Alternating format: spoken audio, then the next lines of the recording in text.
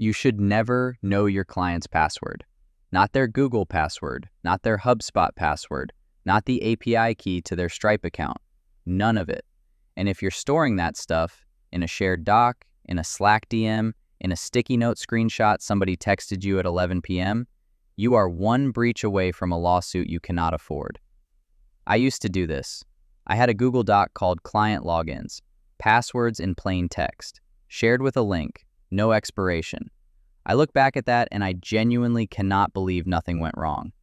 But here's the part that actually matters. You don't need any of it anymore. Make shipped a feature in February called Credential Requests.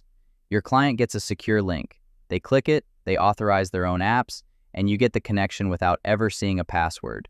They can revoke it anytime. You can tear it down when the project ends. And the whole authorization flow, tracking who's done, nudging who hasn't, logging everything for compliance, that's automatable too. Today I'm building the entire system live.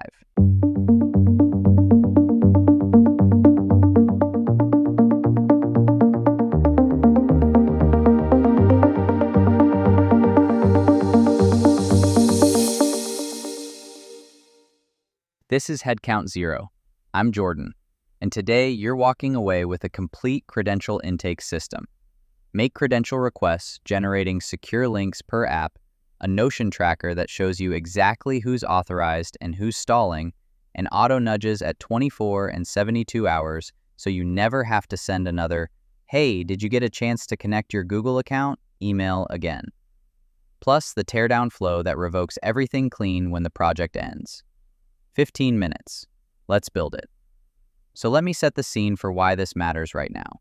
Last month, I onboarded a new client. E-commerce brand needed me to connect their Google Ads, their Shopify, their Klaviyo, and their Slack workspace. 4 apps. The old way? They'd screenshot their login pages, paste passwords into a Slack DM, and I'd manually log in and create the connections. Maybe they'd email me an API key with the subject line, "Here's the key." No encryption, no expiration, sitting in both our inboxes forever. That's not just sloppy, that's a liability. If my email gets compromised, every client credential I've ever received is exposed. And as a solo operator, I don't have a security team. I don't have cyber insurance that covers client credential breaches. It's just me. So when Make launched Credential Requests on February 10th, I rebuilt my entire intake flow in an afternoon. And I want to walk you through exactly what I built, because the security improvement is only half the story. The operational improvement, knowing who's authorized, who's dragging their feet, and automatically nudging them, that's what actually changed my onboarding speed. First thing to know, and I need to be upfront about this, sending credential requests requires either a Make Enterprise plan or official Make Partner access. If you're on a Pro or Teams plan, you cannot send these yet. You can receive them on any plan, but sending is gated. If you're a working automation consultant doing client work on Make, the partner program is worth pursuing for this feature alone. I'll leave it at that. Okay, assuming you have access, here's where the feature lives. Left sidebar in Make, click Credentials, then the Credential Requests tab. You'll see 2 subtabs, Sent and Received. Sent is your view as the requester. That's where you'll work. Now, you could create requests manually from this UI. Click the button, fill in the client's email, pick the apps, send. But we're not doing that. We're automating it because if you're onboarding 3 or 4 clients a month with 4 or 5 apps each, that's 15 to 20 manual requests. And each one needs tracking. So here's the architecture. 4 scenarios in Make, plus a Notion database that ties everything together. The Notion database is your command center. I call mine Credential Intake. The key fields are client, project, app, like Gmail or Slack or HubSpot, request link, request ID, status, owner, last nudge timestamp, nudge count, and a formula field called Next Nudge At that calculates when the next reminder should fire. There's also an SLA breach formula. If a request has been pending for more than 72 hours, it flags automatically. The first scenario handles request creation. You trigger it manually or from a Notion button when a new project kicks off. It iterates through a list of apps the client needs to authorize. say Google Drive, Slack, and HubSpot. And for each one, it hits Make's Credential Requests API. That's a post to the V2 endpoint. You send the client's email, the app you need, the scopes you're requesting, and a label like Project Name Google Drive. The API returns a request ID and a secure link. Your scenario writes both to a new row in the Notion database with status set to pending. Your client gets an email from Make with that secure link. They click it, they authenticate with their own credentials through OAuth, and Make creates the connection in your org. The client joins as a guest, and this is important, a guest with extremely limited scope. They can only view, authorize, revoke, or delete their own credentials. They cannot see your scenarios, your other connections, your other clients, nothing. Now here's the operational nuance that the docs don't emphasize enough. There is no webhook for when a client completes authorization. Make doesn't fire an event you can listen for, so you need a watcher. Scenario 2 is that watcher. It runs on a schedule. I use every 15 minutes, but you could do every 30 if you want to conserve operations. It pulls every Notion row where status is not authorized, not declined, not revoked, grabs the request ID, and hits the get endpoint on Make's API to check the current status. The API returns one of 6 statuses: pending, partially authorized, authorized, declined, invalid, or incomplete. Your scenario maps that status back to the Notion row and updates it. When a request flips to authorized, it timestamps the authorized at field and captures the credential ID. You'll need that later for teardown. Scenario 3 is the nudge engine. This runs hourly. It queries the Notion due for nudge view, any row where next nudge at is in the past and status is still pending or partially authorized. For each one, it sends a message. I use Slack for clients who are already in a shared channel, email for everyone else. The first nudge at 24 hours is gentle. Quick reminder to authorize Google Drive for the project. Here's the secure link. The 72-hour nudge escalates. It mentions me by name, optionally CCs the client's project sponsor, and adds urgency. After each nudge, the scenario updates last nudge and increments nudge count. The next nudge at formula recalculates automatically. I had a client last month, authorized 3 of 4 apps within an hour. The fourth one, Slack, sat at pending for 5 days. Turns out their IT team had to approve the OAuth scope. The auto nudges kept the conversation alive without me sending a single manual message. On day 5, the IT admin clicked the link and authorized. My Notion board updated. I never had to chase it. Okay, scenario 4, and this is the one most people skip, which is exactly why I'm spending time on it. Teardown. When a project ends, you need to revoke the client's credentials. Not should, need. Leaving active OAuth tokens connected to a former client's Google account is a security risk you do not want to carry. Make gives you an API endpoint for this. Post to delete remote on the credential ID. It removes the remote credential and resets the request status to pending.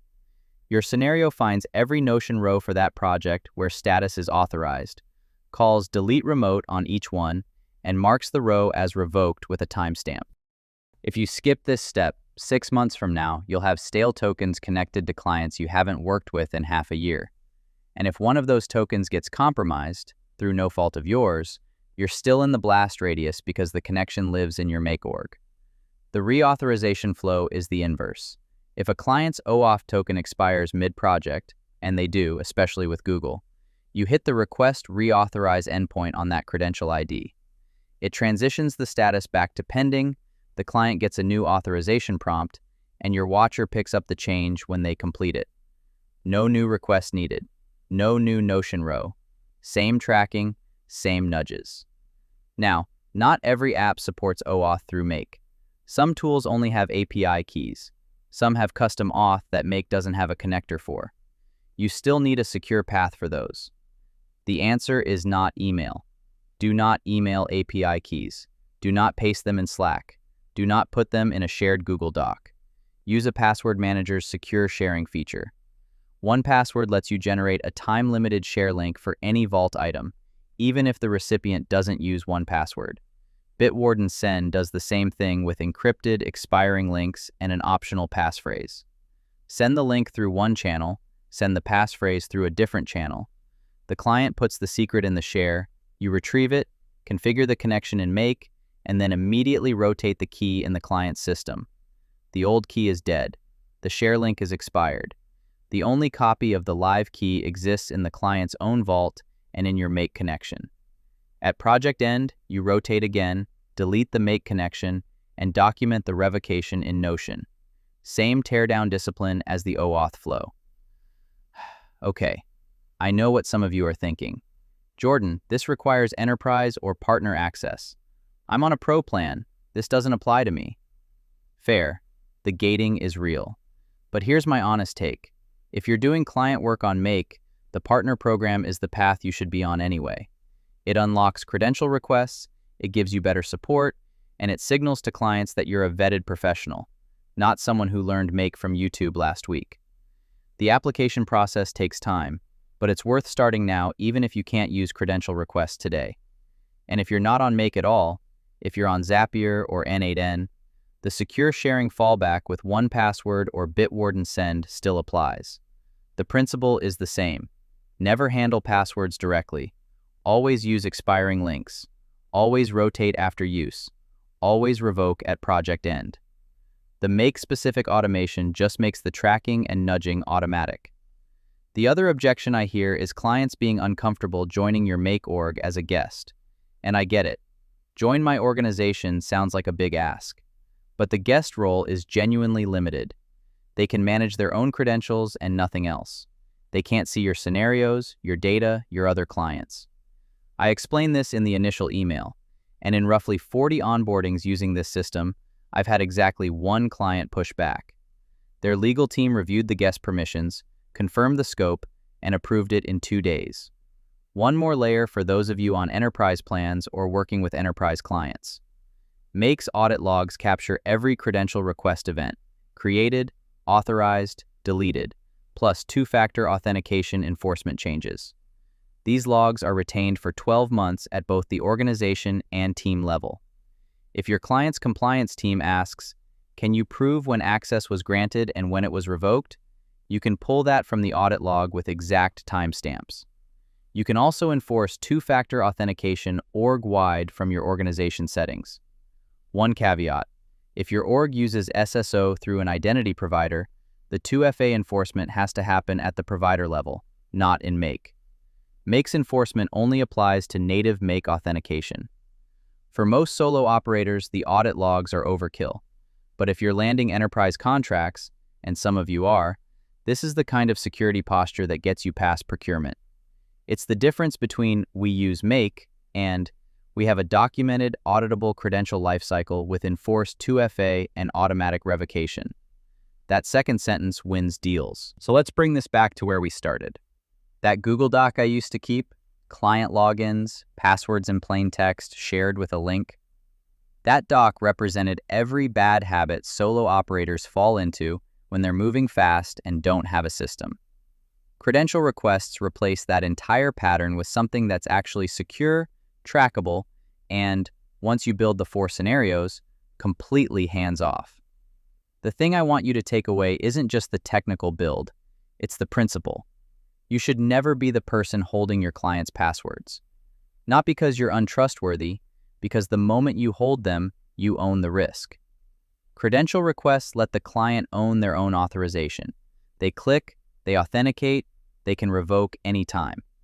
You get the connection you need without the liability you don't. If you want to ship this today, I put together the full client credential intake system, the Make blueprint for all 4 scenarios, plus the Notion database with the formulas, the SLA views, everything. It's on the resources page. Import the blueprint, duplicate the Notion database, paste your API token, and you're live. Roughly 20 minutes if you already have partner or enterprise access. One thing to do this week. Go check your current credential handling. Open your Slack DMs, search your email for password or API key. If you find client secrets sitting in plain text, and you probably will, that's your sign. Replace that with this system or something like it. The build takes an afternoon. The risk you're eliminating is permanent. That's it for today. I'm Jordan. This is Headcount 0, Proven builds you can ship solo. See you Wednesday.